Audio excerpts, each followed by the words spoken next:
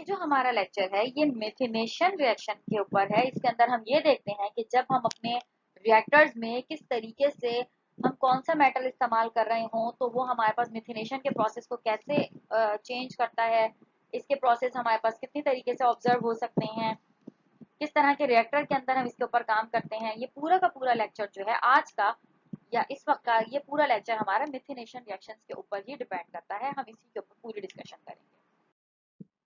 अगर हम थोड़ा इंट्रोडक्शन के ऊपर बात करें या अगर इंट्रोडक्टरी लेवल के ऊपर हम बात करें तो ये बात तो हम सभी को मालूम है कि कार्बन डाइऑक्साइड जो है वो पॉइजनस है।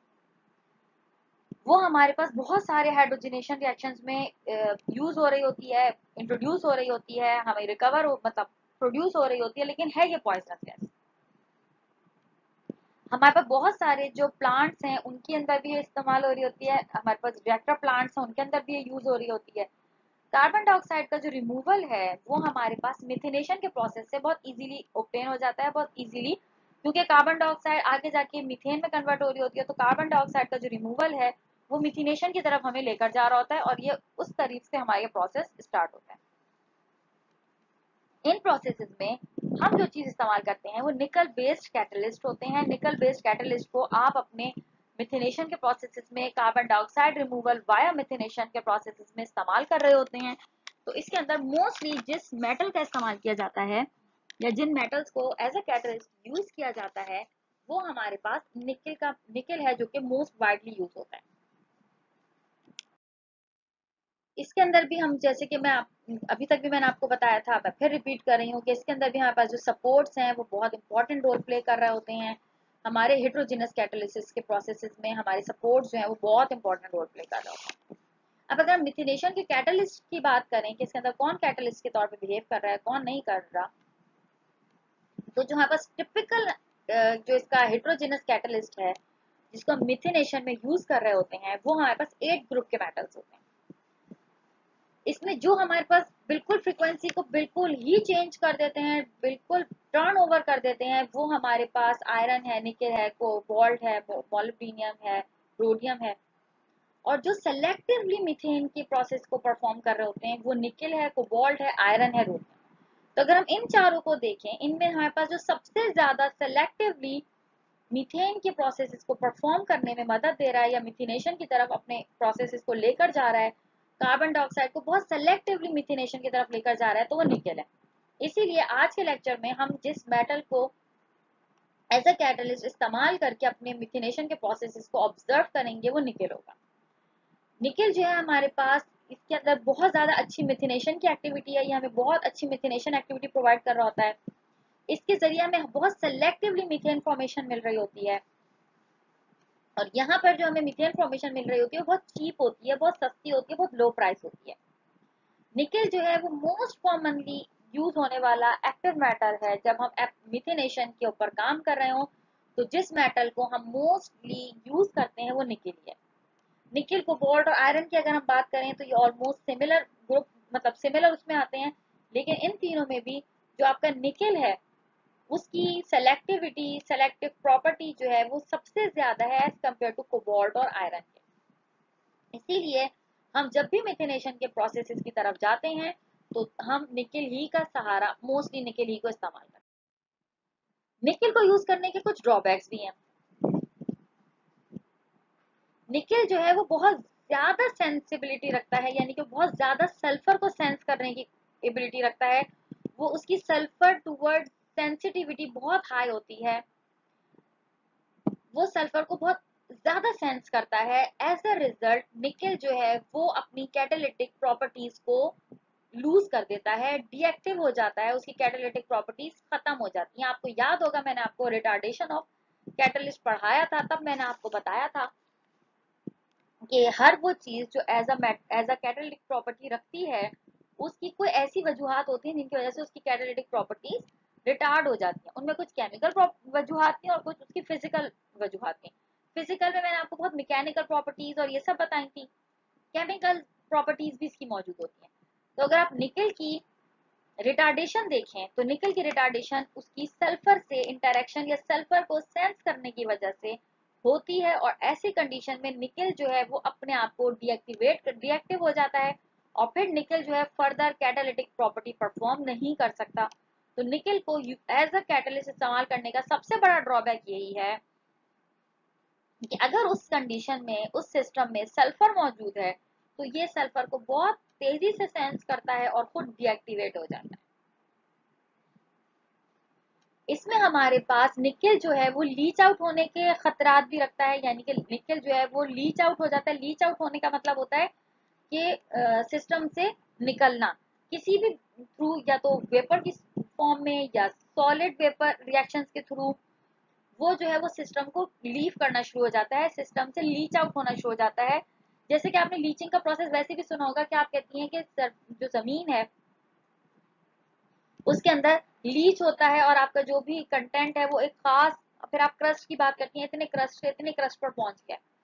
या आपने बहुत दफे सुना होगा कि जो मेटल है उसका सोल्यूशन कभी भी ग्लास में मत रखें, ग्लास की किसी बॉटल में मत रखें, या कॉनिकल फ्लास्क या इस तरह की किसी चीज में ना करें रखें, क्योंकि मेटल लीच होता है ग्लास के अक्रॉस, यानी कि मेटल उस सोल्यूशन से ग्लास की तरफ लीच होना शुरू होता है, यानी कि मूव करना शुरू होता है। तो जो आपका निकल है उसके अंदर ये प्रॉपर्टी होती है कि वो आपके रिएक्शन से लीच आउट होने की सलाहियत रखता है और वो आपके मिथिनेशन रिएक्टर जो है उसमें से लीच आउट हो जाता है। तो ये दो बेसिक ड्रॉबैक्स हैं निकल को एज अ कैटलिस्ट इस्तेमाल करने के, कि वो अगर सल्फर मौजूद है तो उससे रिएक्ट करके अपनी कैटालिटिक प्रॉपर्टीज को लूज कर देता है। सेकेंडली जो आपका मीथेन वो निकल है वो आपके रिएक्टर से लीच आउट होने की प्रॉपर्टी भी रखता है, वो लीच आउट भी हो सकता है। जो हम सपोर्ट यूज करते हैं, जैसे कि मैंने अभी भी आपको बताया कि हम मेटल कैटालिसिस में सपोर्ट का इस्तेमाल करते हैं, उस सपोर्ट के होने ना होने से बहुत से फर्क पड़ते हैं, लेकिन आप जब उसको रिएक्टर में डाल रही हैं तो सपोर्ट तो डेफिनेटली अटमोस्ट इंपॉर्टेंस रखता है।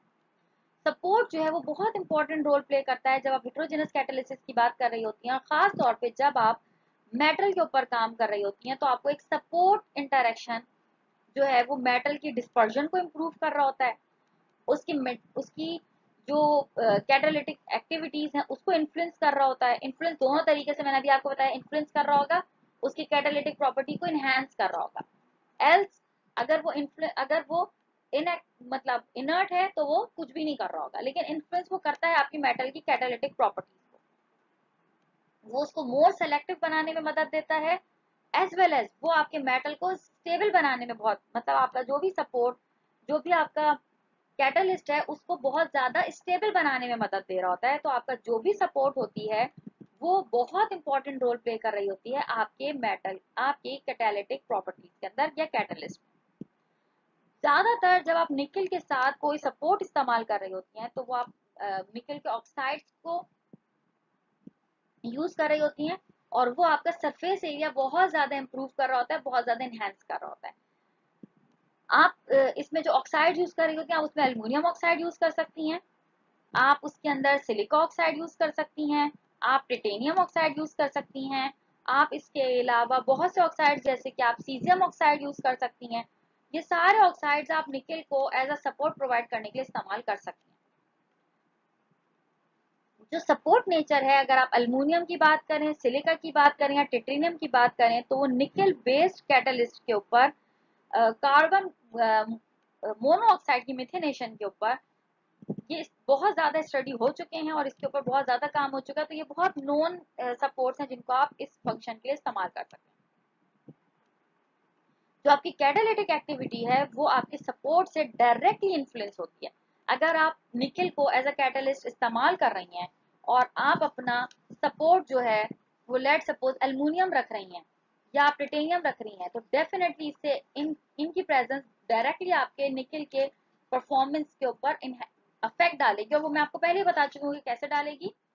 वो ऐसे डालेगी कि उसका इलेक्ट्रॉनिक एनवायरनमेंट फर्क होगा, उसकी ज्योमेट्रिक पोजीशंस फर्क होंगी, उसकी उसकी इन सब फंक्शंस की वजह से, इन सब डिफरेंसेस की वजह से आपका जो भी निकल की प्रॉपर्टीज हैं, कैटालिटिक प्रॉपर्टी, वो इन्फ्लुएंस हो रही होंगी।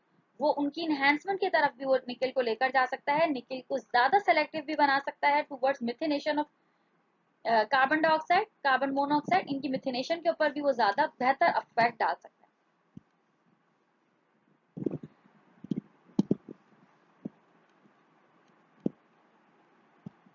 तो जो हमारी कैटालिटिक प्रॉपर्टी है, जैसे मैंने अभी आपको बताया कि अगर आप अल्युमिनियम यूज कर रही हैं, सिलिका यूज कर रही हैं, टाइटेनियम यूज कर रही हैं, कुछ भी इस तरह का उसका सपोर्ट बैग यूज कर रही हैं, तो वो आपकी कैटालिटिक एक्टिविटी को डायरेक्टली इन्फ्लुएंस करता है। इन्फ्लुएंस कैसे होता है? आपका जिस तरीके का नेचर ऑफ अ सपोर्ट है ना, उस तरीके की आपकी कैटालिटिक प्रॉपर्टी के ऊपर वो इन्फ्लुएंस डाल रहा होता है। अनटिल अनलेस आप कोई inert nature of a bed या inert nature of a support use ना कर रही हो। मोस्टली हम सपोर्ट इनर्ट नेचर का यूज मोस्ट कंडीशंस में हम इसलिए यूज नहीं करते कि जो सपोर्ट है वो आपकी कैटालिटिक प्रॉपर्टी को इनहेंस और इम्प्रूव कर रहा है, तो हमारे लिए तो फायदा ही है, तो हम तब ऐसी कंडीशंस में इनर्ट सपोर्ट यूज नहीं करते। अगर आप लेट सपोज निकल को titanium oxide as a bed use कर रही हैं, यानी कि एज अ सपोर्ट आपका टिटेनियम ऑक्साइड है, तो तब निकल की कैटालिटिक प्रॉपर्टी ज्यादा इनहेंस्ड होंगी एज कम्पेयर टू अगर आप aluminium as a support use कर रहे हैं। लेकिन अल्युमिनियम की मौजूदगी में उसकी कैटालिटिक प्रॉपर्टी ज्यादा इनहेंस्ड होंगी एज कम्पेयर टू अगर आप silica as a bed use कर रहे हैं। तो अगर आप सिलिका, टिटेनियम और अल्युमिनियम में कंपेयर करें, तो टिटेनियम सबसे ज्यादा अच्छी सपोर्ट प्रोवाइड करता है, उसके बाद एल्युमिनियम प्रोवाइड करता है, और उसके बाद सिलिका प्रोवाइड करता है निकल को एज अ सपोर्ट। सबसे अच्छी एक्टिविटी आपको निकल की टिटेनियम ऑक्साइड में मिलती है, उसकी कैटालिटिक एक्टिविटीज जो है वो बहुत ज्यादा एनहेंस हो जाती हैं टुवर्ड्स कार्बन मोनोऑक्साइड डिसोसिएशन और कार्बन हाइड्रोजनेशन के प्रोसेस को ये बहुत इंप्रूव, बहुत इनहेंस कर देता है। एज अ रिजल्ट आपके पास मिथिनेशन का जो प्रोसेस है वो बहुत ज्यादा एक्टिव हो जाता है, यानी कि बहुत ज्यादा स्पीड अप हो जाता है और आप बहुत तेजी से अपने मिथिनेशन के प्रोसेस को अचीव कर सकती हैं। अच्छे रिजल्ट्स हासिल होते हैं, ज्यादा अमाउंट में वो आपके कार्बन डाइऑक्साइड को मीथेन में कन्वर्ट कर रहा होता है। अगर आप अनसपोर्टेड की बात करें, जिसके अंदर आप ये वाले कैटालिटिक प्रॉपर्टी इस्तेमाल नहीं कर रही हैं, वो आपके पास हाई सरफेस एरिया अगर मिल भी रहा हो, तो वो आपके पास मिथिनेशन एप्लीकेशन में इतने अच्छे नहीं होते। आपको मिथिनेशन के एप्लीकेशन के लिए सपोर्टेड मेटल कैटालिटिक प्रॉपर्टीज ही को यूज करना पड़ता है।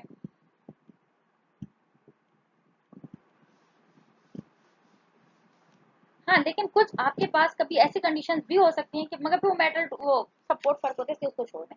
बस अभी आप इतने तक रहें कि जो सपोर्ट होती है वो आपकी जो प्रोमोट कर रही होती है, आपकी सिग्निफिकेंस को बढ़ा रही होती है कैटालिटिक एक्टिविटीज की, उसकी सेलेक्टिविटी बढ़ा रही होती है।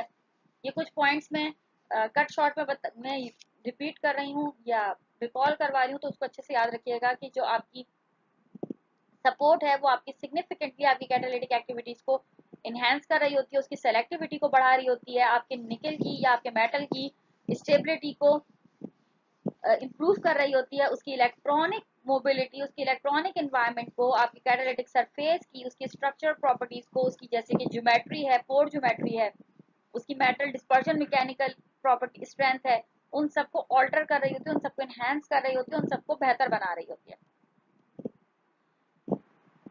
अगर आप लेट सपोज किसी मेटल को यूज कर रही हैं और आप उसकी सपोर्ट को बिल्कुल प्रॉपर कंसंट्रेशन में इस्तेमाल कर रही हैं और आपके मेटल और सपोर्ट की जो कॉम्बिनेशन है वो बहुत बेहतरीन है, तो वो आपकी जो अनवांटेड डेपोजिशन है उनको भी रोकेगा, आपकी जो सिंटरिंग के प्रोसेसेस हैं जो मैं आप लोगों को पहले ही पढ़ा चुकी हूँ, इन सब में भी हेल्प आउट कर रहा होगा। तो वो आपके जो कैटालिटिक प्रॉपर्टीज हैं उनको इनहेंस, इम्प्रूव और स्टेबल बना रहा होगा। इन शॉर्ट बस यही है सपोर्ट का फंक्शन कि वो आपकी कैटालिटिक प्रॉपर्टीज को इनहेंस करे, सपोर्ट करे, स्टेबल करे, उनको मजीद इम्प्रूव करे। अब हम आते हैं प्रोमोटर्स की तरफ। इसके अंदर हमारे पास जो प्रोमोटर्स भी यूज हो रहे होते हैं जो आपके सिग्निफिकेंटली आपकी कैटालिटिक एक्टिविटीज को प्रमोट कर रहे होते हैं, इसकी सेलेक्टिविटी और स्टेबिलिटी के ऊपर लेकर जा रहे होते हैं, इसकी इलेक्ट्रॉन मोबिलिटी को चेंज कर रहे होते हैं, इसकी कैटालिटिक सरफेस और स्ट्रक्चर को इम्प्रूव कर रहे होते हैं। तो ये बेसिकली जो आपके सपोर्टर्स हैं, यानी कि जो आप कैटालिटिक सपोर्ट के तौर पर इस्तेमाल कर रही हैं, वो आपकी प्रॉपर्टीज को प्रमोट कर रहे होते हैं, तो इसलिए हम इसे प्रोमोटर्स की तरफ भी हम इसको बात करते हैं कि बहुत सारे सपोर्ट ऐसे होते हैं जो कि प्रोमोटर्स होते हैं। हर सपोर्ट प्रोमोटर नहीं होता, ये बात याद रखिएगा, लेकिन बहुत सारे सपोर्ट ऐसे होते हैं जो प्रोमोटर्स होते हैं। तो आपके अगर वो सपोर्ट्स आप इस्तेमाल कर रही हैं जो प्रोमोटर्स हैं, तो वो आपके रिएक्शन एक्टिविटीज को एकदम बहुत इनहेंस, स्टेबल, रिएक्टिव और क्या कहते हैं उसे, इंटरैक्टिव बना देता है।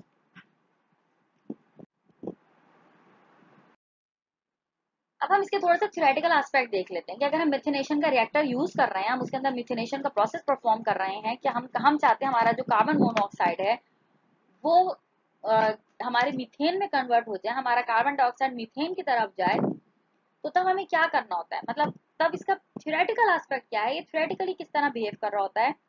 तो सबसे पहले तो ये जो रिएक्शन होता है ये highly highly highly exothermic reactions हैं। इसके अंदर एक मतलब हाई एनर्जी प्रोड्यूस हो रही होती है, बहुत ज्यादा अमाउंट में हीट इवॉल्व हो रही होती है, और ये एक एक्सोथर्मिक रिएक्शन होता है।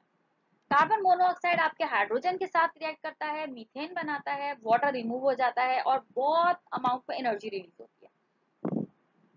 एल्स अगर आप कार्बन डाइऑक्साइड यूज कर रही हैं तो आपका कार्बन डाइऑक्साइड भी आपके हाइड्रोजन से रिएक्ट करेगा, मीथेन बनाएगा और आपके पास वाटर को रिमूव करेगा with high yield of energy, with high production of energy. तो आपको बहुत ज्यादा अमाउंट में एनर्जी मिल रही होगी, हीट इवॉल्व हो रही होगी, एनर्जी रिलीज हो रही होगी, क्योंकि ये आपका एक्सोथर्मिक रिएक्शन है तो इसमें हीट इवॉल्व होती है। ये इसका थ्योरेटिकल एस्पेक्ट है कि इसके अंदर आपकी कार्बन मोनोऑक्साइड हाइड्रोजन से रिएक्ट कर रहा है, मीथेन बना रहा है। सिमिलरली कार्बन डाइऑक्साइड भी हाइड्रोजन से रिएक्ट कर रहा है, मीथेन बना रहा है। तो जो आपकी पॉइजनस गैसेस हैं, कार्बन डाइऑक्साइड, कार्बन मोनोऑक्साइड तो बहुत पॉइजनस है, कार्बन डाइऑक्साइड भी पॉइजनस है, उनको ये मीथेन में कन्वर्ट कर रहा होता है। ये आपका मिथेनेशन का रिएक्टर्स के अंदर ये काम हो रहा होता है। तो इसका ये थ्योरेटिकल पर्पस, थ्योरेटिकल एस्पेक्ट। जो हमारे पास हमारे पास इस मिथेनेशन के प्रोसेस में जिस तरीके का जो हमारे प्रोसेस का कंडीशंस होती हैं वो क्या होती हैं। ये वो रिएक्टर है, जिस तरह के रिएक्टर्स हमने पढ़े थे कि हमारे पास रिएक्टर होता है, उसके अंदर फिक्स बेड रिएक्टर्स होते हैं। फिक्स बेड रिएक्टर्स में क्या होता है, आपका बेड होती है जिसके अंदर आपके जो भी कैटलिस्ट होता है वो उसमें एम्बेडेड होता है, उसके अंदर डिस्पर्स्ड होता है, उसके अंदर डिफ्यूज्ड होता है। उसमें आप इनपुट डालते हैं, वहां से आपका आउटपुट निकलता है, और वो जो है वो इनपुट जब आप डालते हैं वो आपका रिएक्टेंट्स होते हैं। वो उस रिएक्टर में मौजूद कैटलिस्ट की मौजूदगी में अपनी प्रोडक्ट फॉर्मेशन करते हैं और वो प्रोडक्ट आपकी रिमूव होती है।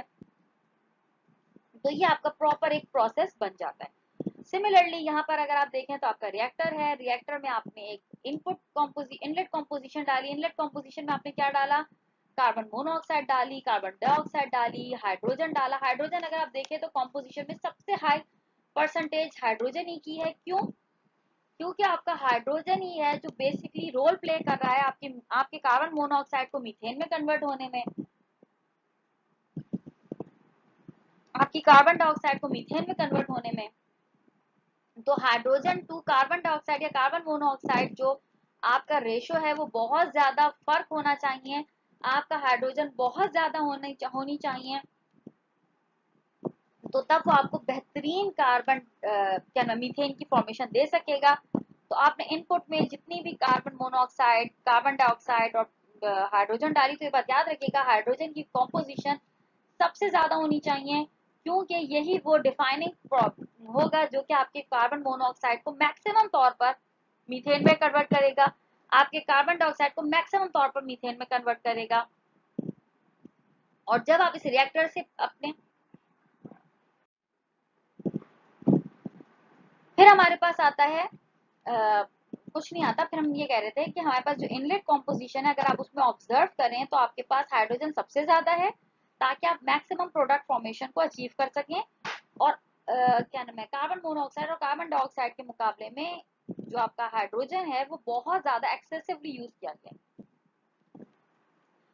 अच्छा, जब आप इसके आउटपुट पर आए तो आप ऑब्जर्व कर सकती हैं कि इसमें जो कार्बन मोनोऑक्साइड है या कार्बन डाइऑक्साइड है ये बहुत मिनिमल रह जाता है, इतना मिनिमल कि ये लेस देन 5 ppm से भी कम हो जाता है। अगर आप परसेंटेज और ppm का कन्वर्जन देखें तो बहुत हाई कन्वर्जन है, उसमें जब आप ppm पर आते हैं तो ये लेस देन 5, 0.5, मतलब बहुत ही कम कंसंट्रेशन में आपको आउटपुट में कार्बन मोनोऑक्साइड और कार्बन डाइऑक्साइड मिल रही होती है। इसका मतलब है कि जितनी भी कार्बन मोनोऑक्साइड आपने यूज की, जितनी भी कार्बन डाइऑक्साइड यूज की, वो 99.99% आपकी मीथेन में कन्वर्ट हो चुकी है। इसका मतलब है कि जो आप एक पॉइजनस गैस को मीथेन में कन्वर्ट करना चाह रहे थे, तो आप ऑलमोस्ट 99% अपने रिजल्ट को अचीव करने में कामयाब हो चुके हैं और आपको अपना डिजायर्ड रिजल्ट अचीव हो चुका है। इस रिएक्टर से पास होने के बाद ये कौन रिएक्टर है? ये वो रिएक्टर है जिसके अंदर एक निकेल एज अ कैटलिस्ट मौजूद है, उसमें अल्युमिनियम या सिलिकॉन या टाइटेनियम का बेड है जिसके ऊपर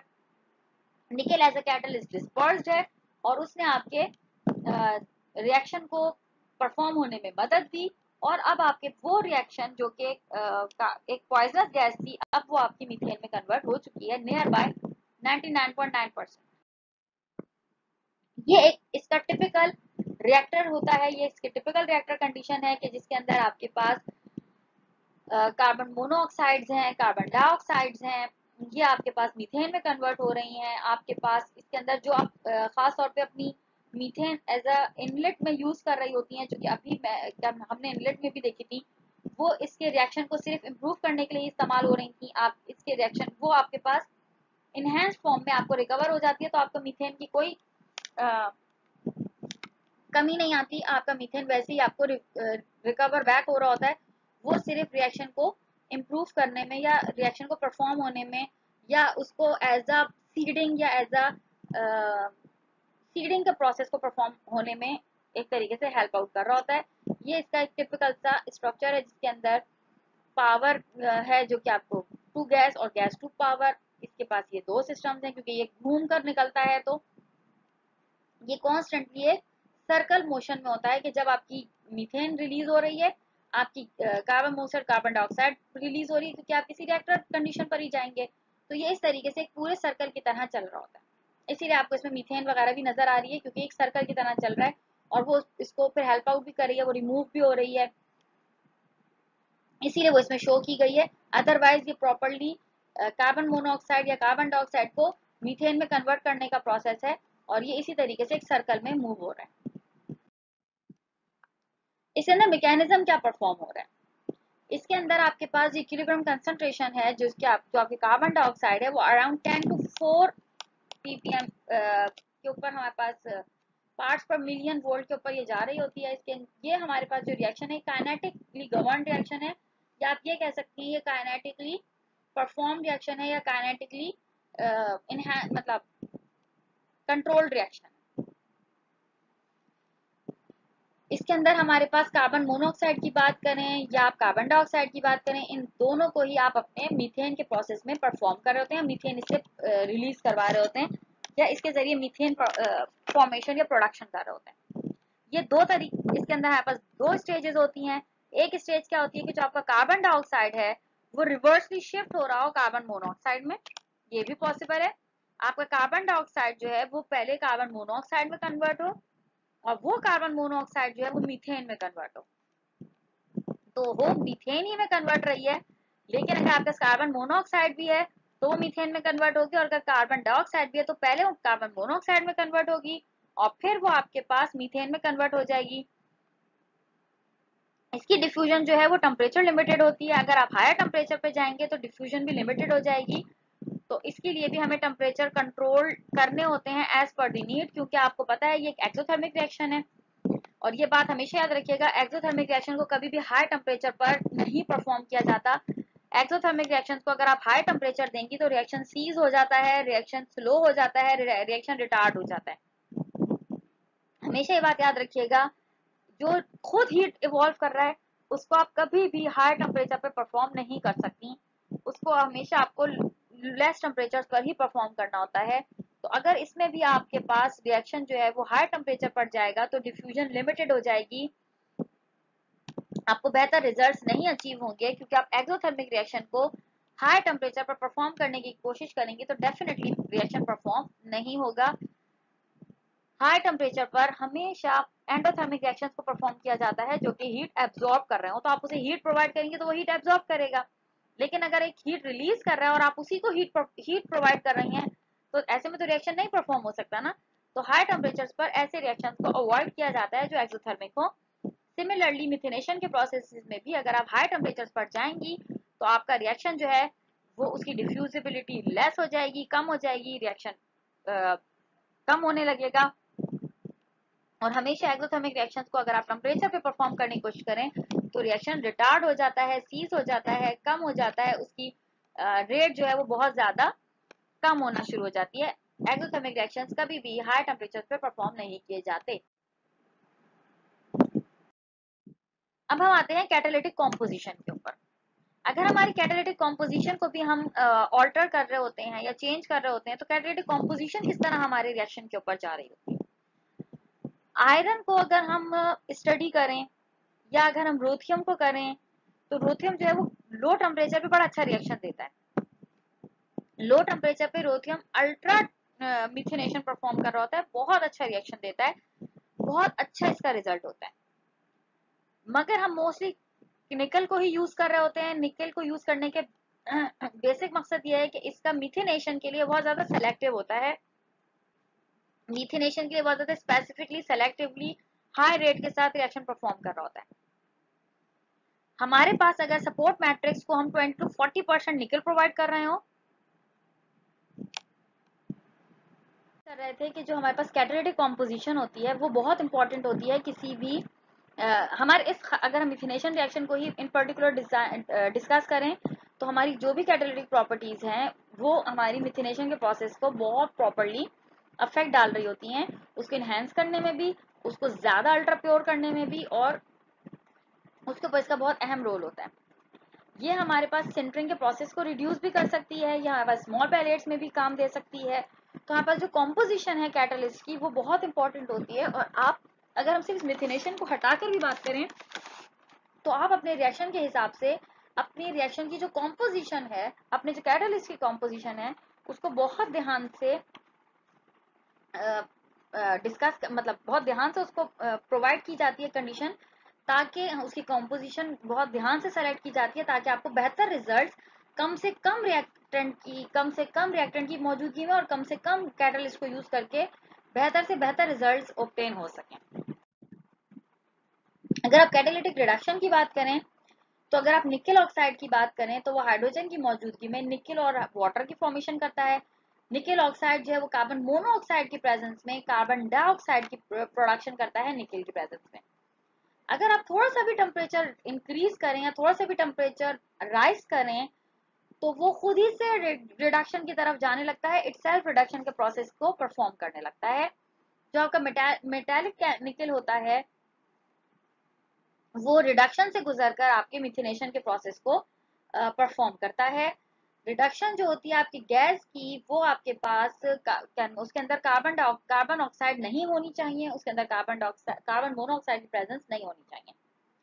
आप अगर अपने कैटलिस्ट को हीट करें 400 से 450 डिग्री के ऊपर तो आप उसकी मैक्सिमम एक्टिविटी हासिल कर सकती हैं। अगर आप निकल की बात करें, अपने कैटलिस्ट की बात करें, अगर आप अपने कैटलिस्ट को एक्टिवेट करने के लिए हीट करें तो आपके कैटलिस्ट की एक्टिविटी जो है वो इम्प्रूव और इनहेंस हो जाती है।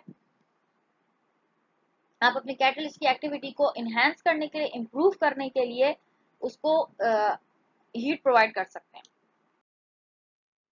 प्री रिड्यूस्ड कैटलिस्ट का मतलब क्या होता है कि अगर आपके पास जब आप अपने कैटलिस्ट को एक्टिव बना दें यानी कि रेडी टू यूज बना दें, जब आपका कैटलिस्ट मतलब यूज होने के काबिल हो जाए और आप उसको इजीली स्टार्ट कर सकें, तो इसका मतलब होता है कि आप उसको प्री रिड्यूस्ड कैटलिस्ट दे रही हैं, यानी कि आप अपने कैटलिस्ट को ऑलरेडी रिड्यूस करके एक्टिव फॉर्म में प्रोवाइड कर रही हैं और वो अब इजी टू यूज है, अवेलेबल टू यूज है और आप उसको अब आसानी से इस्तेमाल कर सकती हैं।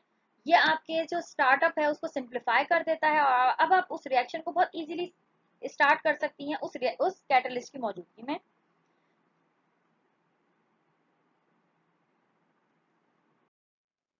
मिथेनेशन कैटलिस्ट के जो हमारे पास जब हम मिथेनेशन रिएक्शन की बात करते हैं तो इसमें हमारे पास कैटलिस्ट के टेम्परेचर, मिथेनेशन कैटलिस्ट का जो टेम्परेचर है वो बहुत इंपॉर्टेंट होता है।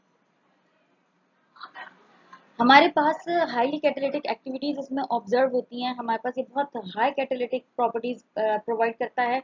और जैसे कि आप लोग को कल ही मैंने बताया था कि हमारे पास किस तरीके से निकल जो है वो किसी भी एल्युमिनियम, सिलिका या क्या नाम है और दूसरे बैट्स के ऊपर अपने आप को जब स्प्रेड करता है, प्रॉपरली डिफ्यूज हो जा प्रॉपरली उसके ऊपर डिस्पर्ज हो जाता है और फिर वो निकल जो है वो खास तौर पर बहुत सेलेक्टिवली, बहुत स्पेसिफिकली टूवर्ड्स कार्बन मोनोऑक्साइड और कार्बन डाइऑक्साइड को मीथेन में कन्वर्ट करने के लिए बहुत स्पेसिफिक ये अपना रोल प्ले कर रहा होता है।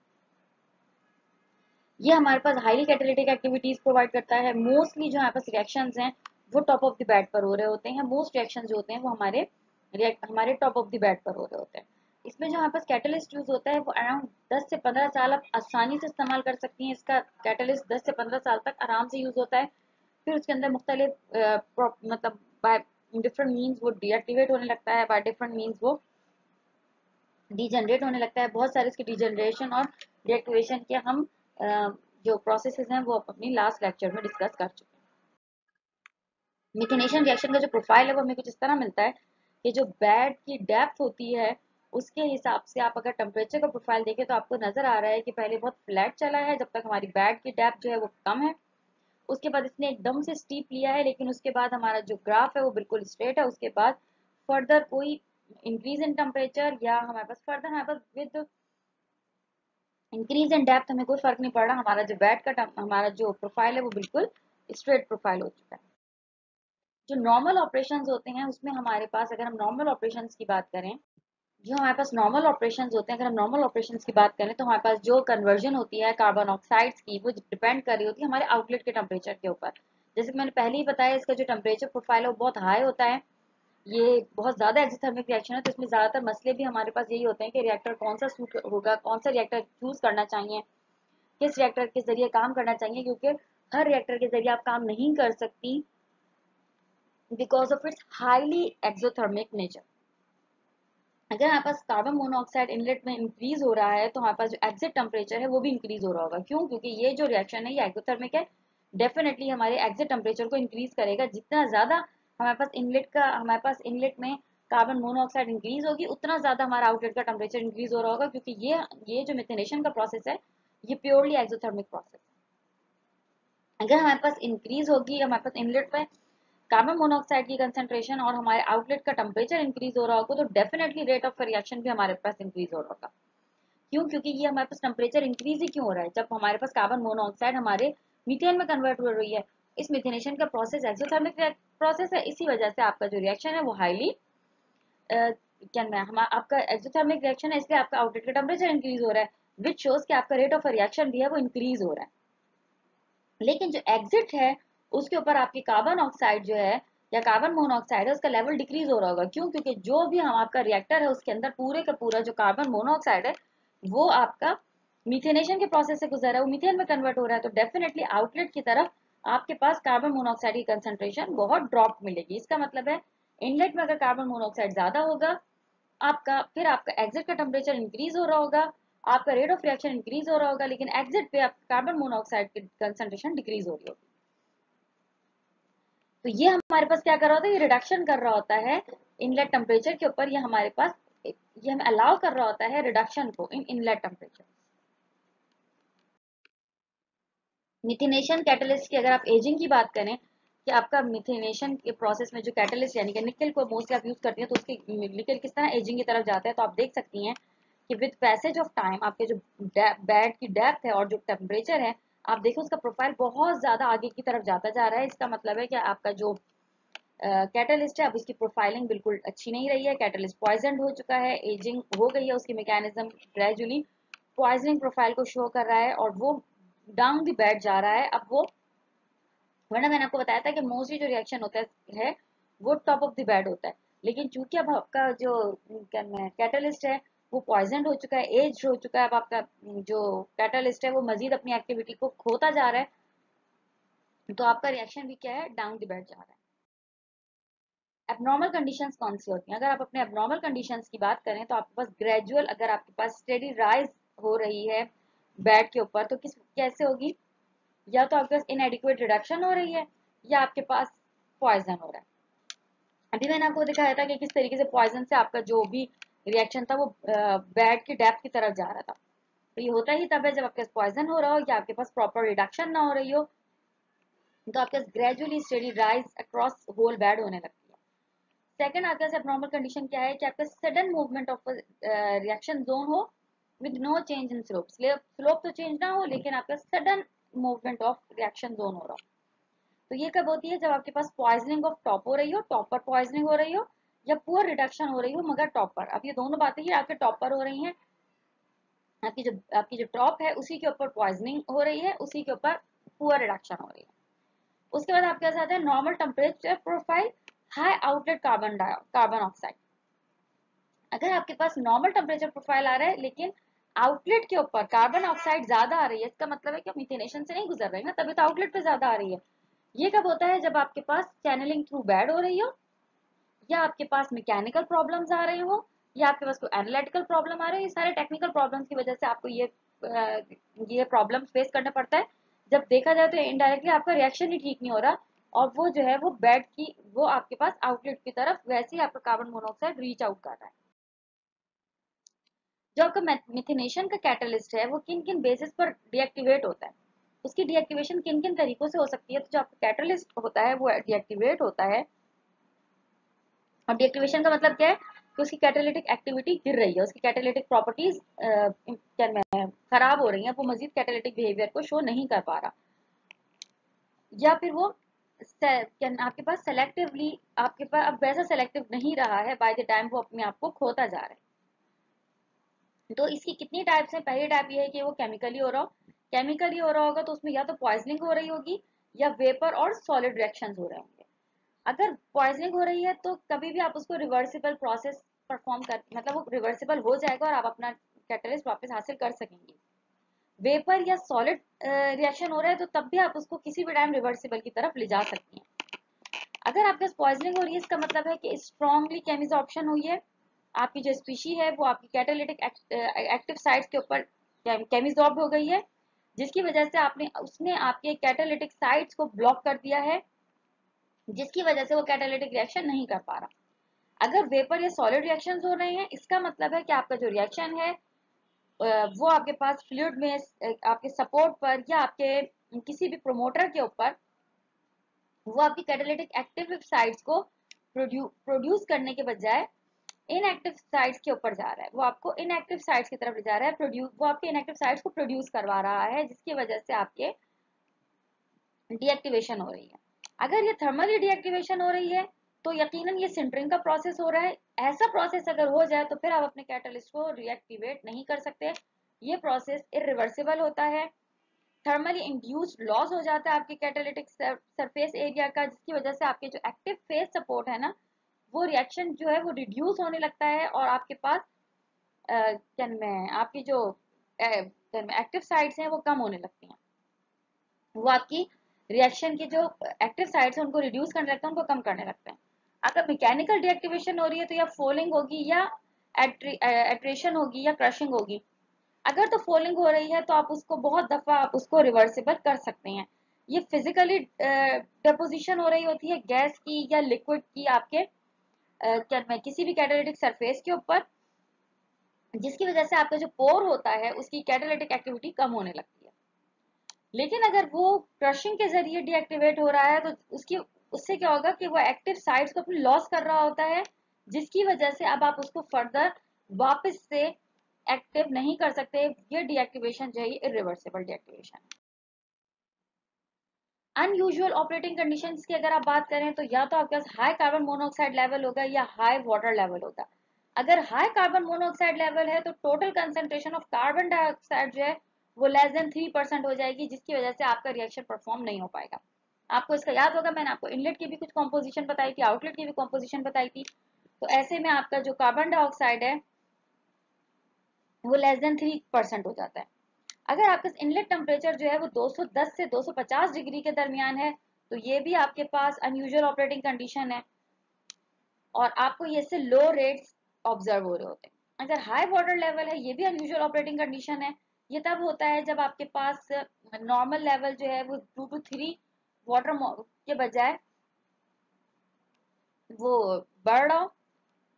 इसमें आपके पास आपकी बैड इनलेट टेम्परेचर इंक्रीज होने लगता है, ऑपरेटिंग एक्सपीरियंस जो है वो अप टू 7% वाटर के ऊपर आ रहा होता है। तो ये आपके पास अनयूजुअल ऑपरेटिंग कंडीशन है जब आपके पास वाटर कंटेंट भी हाई हो रहा हो। प्लांट की मेल माल ऑपरेशन कब होती है? ये जो भी आपका रिएक्टर है ये मेल फंक्शन की तरफ कब जा रहा होता है, कब खराब हो रहा होता है, कि गलत फंक्शन मेल फंक्शन होता है, गलती की तरफ जा रहा है, खराबी की तरफ जा रहा है, अपनी तबाही की तरफ जा रहा है। जब आपके नॉर्मल मैक्सिमम एक्सिट टेम्परेचर जो है वो 450 डिग्री हो जाए, जब आपका एक्सकर्जन जो है वो अराउंड 600 डिग्री और वो भी कई घंटों तक होती रहे, तो फिर ये मेल ऑपरेशन की तरफ जाने लगता है। इसके अंदर आपके पास जो भी आपका टेम्परेचर रनवे है उसको प्रॉपरली आपको प्रोटेक्ट करना होता है। अगर वो प्रोटेक्टेड नहीं है तो आपके मेल ऑपरेशंस की तरफ जा रहा होता है। इनलेट साइड जो है आपकी आइसोलेट होनी चाहिए, अगर ऐसा नहीं है तो फिर वो मेल फंक्शंस की तरफ जा रहा होता है। आपके पास जो आपका जो भी एटमॉस्फेयर है उसको आपको ब्लो डाउन करना होता है ताकि आपका जो भी रिएक्शन है वो प्रॉपरली परफॉर्म हो सके। आप इसको नाइट्रोजन से पर्ज करते रहते हैं ताकि आप उसको कूलिंग करवा सकें, क्योंकि आपका ये जो भी रिएक्टर बेड होता है ये आपके पास हाई टेम्परेचर की वजह से भी मसाइल पैदा हो सकते हैं। तो आपको इसको मुसलसल टेम्परेचर इसके कूल करना होता है, क्योंकि ये बहुत ज्यादा एक्सोथर्मिक रिएक्शन होता है। इसमें आपको एयर को अवॉइड करना होता है ताकि आपका जो एक्सोथर्मिक ऑक्सीडेशन है वो प्रोसेस आपका उसकी वजह से ये आपको एक्सक्लूड करना होता है एयर, ताकि वो एक्सोथर्मिक ऑक्सीडेशन को अवॉइड कर सके। आपका कैटलिस्ट पॉइजन कब हो रहा होता है? जब आपके पास सल्फर मौजूद हो, और ये मैंने आपको पहले बताया है निकल जो है वो सल्फर से रिएक्ट करता है, जिसकी वजह से निकल जो है वो डीएक्टिवेट हो जाता है। मोस्टली जो आपके पॉइजन ओरिजिनेट होते हैं वो कार्बन डाइऑक्साइड के रिमूवल सिस्टम से हो रहे होते हैं। इसमें आपके पास स्मॉल अमाउंट ऑफ लिक्विड होता है, वो आपके पास जनरली बहुत सीरियस इश्यूज क्रिएट कर रहा होता है। इसमें जब आप लार्ज वॉल्यूम्स ले रहे होते हैं उनमें आपके पास सीरियस अफेक्ट्स अराइज हो रहे होते हैं। कॉमन पॉइजन जो है वो उसमें K2CO3 होता है, AS2O3 होता है, सल्फोनेल होते हैं। अफेक्ट्स क्या होते हैं? अगर आपका K2CO3 है तो ये ब्लॉक कर देता है आपके पोर्स को, रिमूवल उसका फिर जिसकी वजह से आप डेफिनेटली वो अपनी कैटालिटिक एक्टिविटीज को लूज कर रहा होता है। AS2O3 होता है तो ये आपके पास इरिवर्सिबली पॉइजनिंग कर रहा होता है। सल्फोनेल्स होते हैं, लेन होते हैं तो ये आपके पास डिकम्पोज कर रहा होता है सल्फर में, और जिसकी वजह से आपको पता है निकल सल्फर के प्रेजेंस में पॉइजन हो जाता है, डीएक्टिवेट हो जाता है, और फिर वो अपनी कैटालिटिक प्रॉपर्टीज कैटालिटिक एक्टिविटीज को खो देता है। अब अगर आप मिथेनेशन रिएक्टर कॉन्सेप्ट की बात करें तो जैसे जैसे आपका मिथेनेशन जो है ये हाईली एक्सोथर्मिक रिएक्शन है। इसमें सबसे बड़ा इशू क्या होता है? वो यही होता है कि आपके पास ऐसा रिएक्टर हो जो इस टेम्परेचर को मैनेज कर सके, टेम्परेचर को बेयर कर सके, टेम्परेचर को रेजिस्ट कर सके, मतलब टेम्परेचर को बर्दाश्त कर सके। अगर इसमें आपके पास एडियाबेटिक और कूल्ड फिक्स्ड बेड रिएक्टर जो है वो ज्यादातर इस्तेमाल होते हैं, क्योंकि वो आपके रिएक्शन के टेम्परेचर की वजह से अपने रिएक्टर को खराब नहीं होने देते। इसमें structured reactors, fluidized bed reactors, slurry bubble column reactors, ये सब आप इसमें इस्तेमाल कर सकते हैं।